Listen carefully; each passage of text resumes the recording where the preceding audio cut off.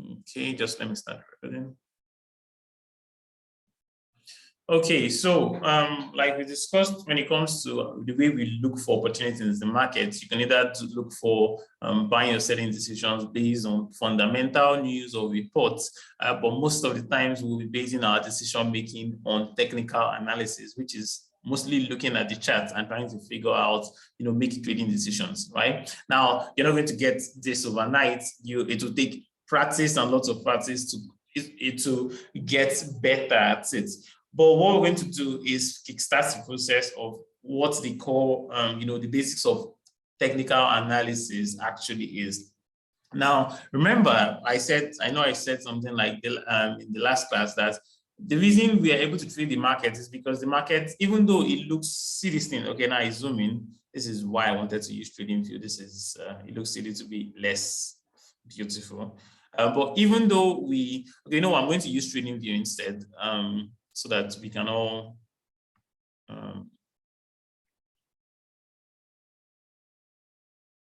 so it makes sense.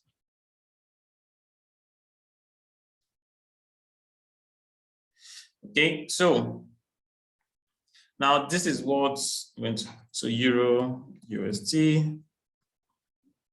Let's look at that here. Still the same thing, but just this is more flexible and it's better to see for you, I guess. Okay. Now, the thing about trading is the reason we're able to look for opportunities is because we find that the market is predictable in the way it moves, right? Not that we know for a guarantee what it will do, but the market is predictable in the way that it moves, right? Now, what do I mean by that? Now, here's what we know about price, right? Price does not move in a straight line. When the market moves, it doesn't move in a straight line. It moves in a quite, up and down or wave-like pattern. Price doesn't make straight line moves. It just moves up, down, down, up, down, down, up. So it means even if price wants to go up, it will do so in waves. And even if it wants to come down, it will do so in waves as well. So let's say price wants to go down, you will find that the market would be doing this. You'll find that instead of making a straight line move, the market will do some sort of zigzag pattern to get to where it really wants to go. In the same vein, when it wants to go up, you'd also find that price would also move in waves, where price will be making wave-like pattern when it's going up as well. Now, so this is what the core of, this is where the basics of technical analysis comes into place, where we now start looking at, okay, so what we now start to see is, well, in a bullish market, remember I talked about bullish and bearish. In a bullish market, we find that price tends to make higher highs or higher lows and higher highs, right?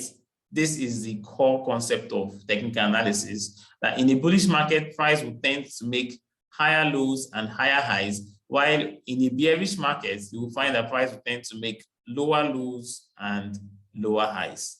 So this is this understanding basically is why we then start to try to take advantage of this. So what that then means is, I know you probably would have heard this a number of times, look for buying opportunity in the bullish market and look for selling opportunity in the bearish market. That means if the market is bearish, we want to be looking for opportunity. So this market is bearish. Why?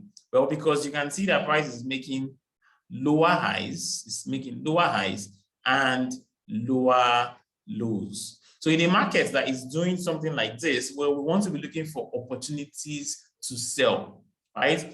Now, so that means I want to wait for price. I want to look for opportunity to sell from when, let's say, price is making the next lower high to try and sell this back down here. So that means if I can sell here and price goes down here, well, I'll make a lot of money, right? In the same vein, when the market is bullish, in a bullish market, when the market becomes bullish and start making higher highs and higher lows, right? So price start making higher highs and higher lows. Well, what we want to do is look for opportunity to buy low. Hence the concept of buy low and sell high. The idea of buy low and sell high is, well, in a bullish market where you can see the market is making higher highs and higher lows, Well, we want to look for opportunity to buy low because we are anticipating that price would still make a new high. However, in the markets where price is making lower lows, as you can see, lower lows and lower highs, well, we want to look for opportunity to sell high. That means we want to try and sell high at the retracement or the high prices, anticipating that price will come back down here. Now, trading is not, in trading, but one thing you need to understand when it comes to trading is you will always make losses.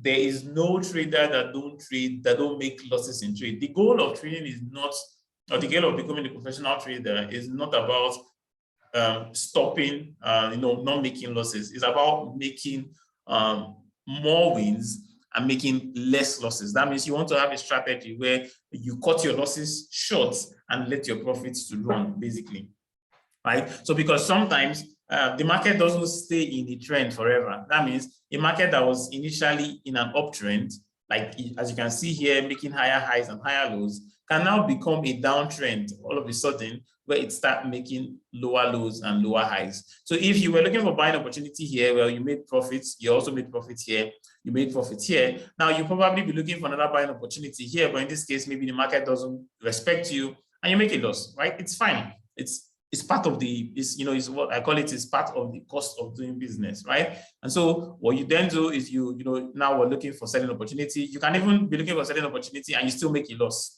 It also means, it's when you get better at the way you analyze the market, you'll be able to filter out, to get better at looking for better opportunities in the market and filter out some bad trade. Now, this is just to get you started in the sense of understanding the way the markets work and why we have this somewhat. So when you look at price, so what you notice here is everything I just drew is what we are seeing, right? So look at this. The market, you can see from this low price here, see how price was making higher highs, higher lows, higher highs, higher lows, higher highs, higher lows. Bullish market, higher highs, higher lows, basically higher highs, higher lows, higher highs, higher low. And now we have a higher high. Now what happened? Price has now made a lower low and made a lower high and now makes a lower low, right? So basically we're looking at this and saying, well, most likely price might come and make a new lower low or lower high, and we can try to sell this and try and take it down, right? So we are looking for this because we're looking at the structure of the markets, which then gives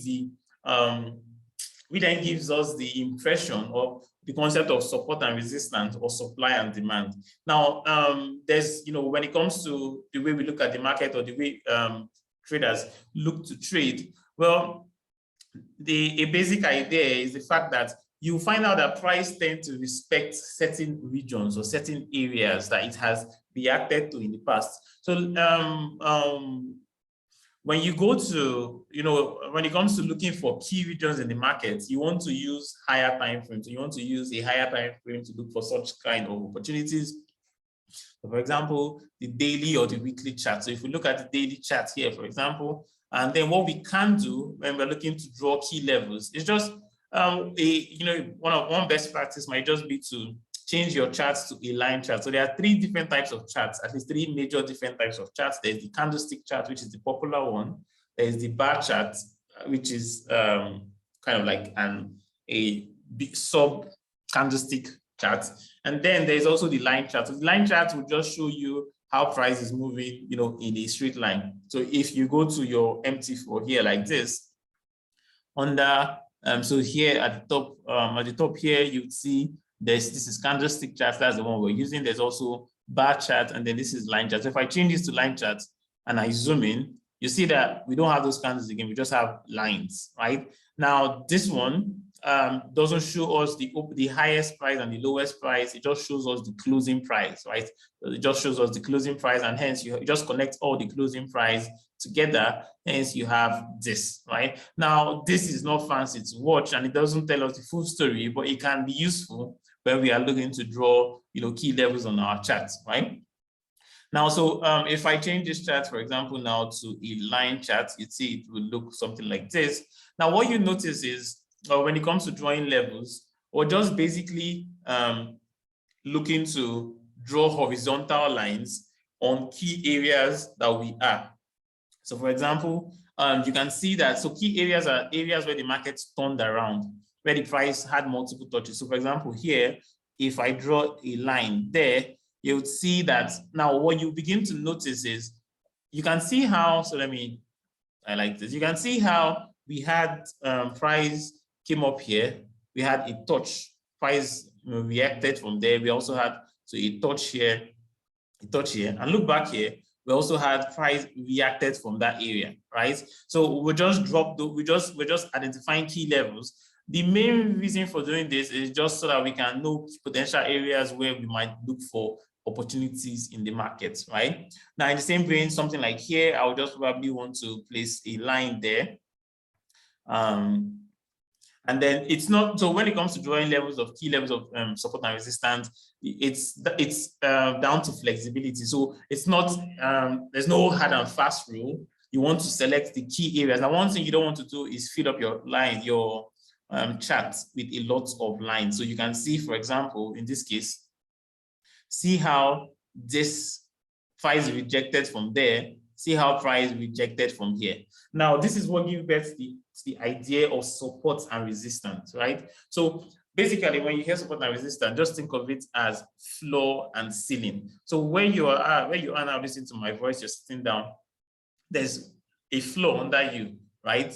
And that floor is serving as a support, is holding you up, maybe the chair you're sitting on, it's holding you up, right? That means if something falls, if it gets to the floor, it's most likely going to bounce, right? And in the same vein, if you throw something up, if it, from where you are, most likely you're inside the building, if it gets to the ceiling, it's most likely going to start coming down. So hence the idea of supports as areas where, the market tends to bounce up from, and resistance as areas where the market tends to bounce down from. So what we notice, or what people notice then, is the fact that, well, there are certain areas, key levels that can act as either support or resistance. So it can be support when price is above it, and it can be resistant when price is below it. So for example, look at this line, so this middle line, for example, this middle line.